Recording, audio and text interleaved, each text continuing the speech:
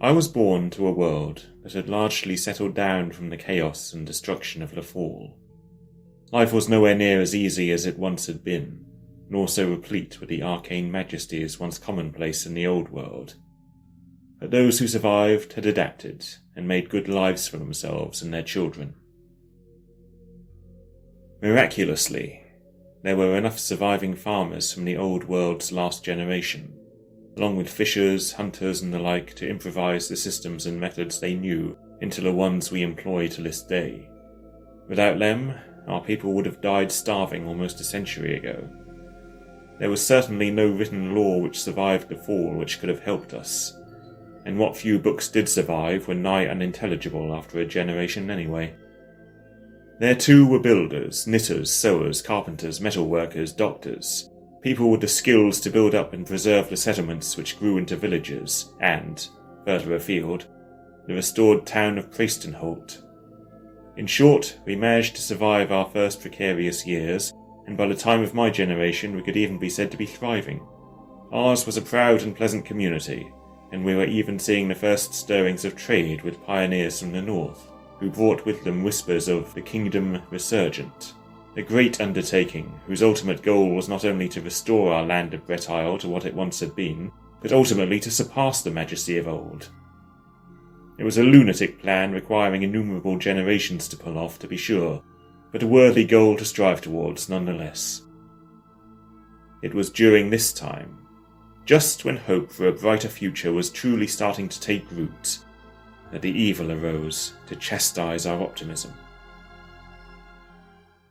It began in the village of Hemsbrig. A woodcutter named Stephen the Whistler went out to the woods to work at his trade one day, and returned as a mutilated monster, his own severed head in one hand and a vicious, jagged cleaver in the other. Laughing all the while, somehow, he killed 3 of his fellow villagers before the others cut him down. Then, supposedly, he stood back up and killed 2 more before they set his body on fire, at which point he ran into his family's home, setting it ablaze. It's hard to imagine just how this awful day of murderous madness must have affected those people. But they had scant time to dwell on it. Overnight, the bodies of those poor souls who had died were somehow stolen away, and, on the following day, something else came for the people of Hemsbrig. A monster in the shape of a giant spider, fashioned from the twisted bones of the murdered. It screamed for blood without a throat, and blood it took. 7 more died before they smashed that nightmare to dust. I'll spare you a full accounting of the travesties sent against us, but monsters and evil very soon became facts of life, and the hope of a brighter tomorrow was forgotten. None of our villages, nor Bretisle itself, was spared the depredations of monsters. Day after day, week after week, month after month, on it went. More of us would die, and more monsters always came for those who remained. We grew very adept at defending ourselves, but there were always more, no matter how many we destroyed, and this wasn't even the end of our problems. Our traders first noticed them on the once pleasant road to Bretisle. Small, shiny weeds which looked like they were made from glass. They just started springing up all over the place, and all too soon there were thousands of them. The bastard things look almost pleasant on first glance, but if you try and touch one, you will lose a finger to their malicious, arcane sharpness. If you carelessly walk too close to one, it will tear into your foot, or ankle, or shin.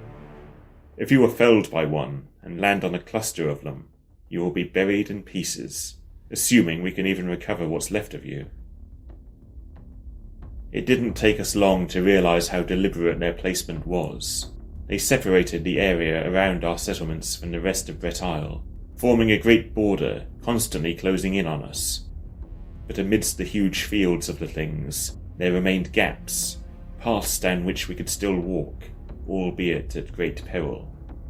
The 3 alone could help you if you ran afoul of monsters on those narrow roads. We soon realized we were being boxed in. Worse still, we were being toyed with, and we had no idea by who. The one sliver of hope we found is that the razor grass, or razor weeds as we came to call them, could not seem to penetrate into the woodlands. The strong and natural trees placed there by the goddess's tree overcame the slithering travesties of nature. Alas, those woods were still replete with the enemy's monsters, but all the same, it gave us hope. The tide of travesties was not unstoppable, and the more we had to endure it, the more resolved we became to end it.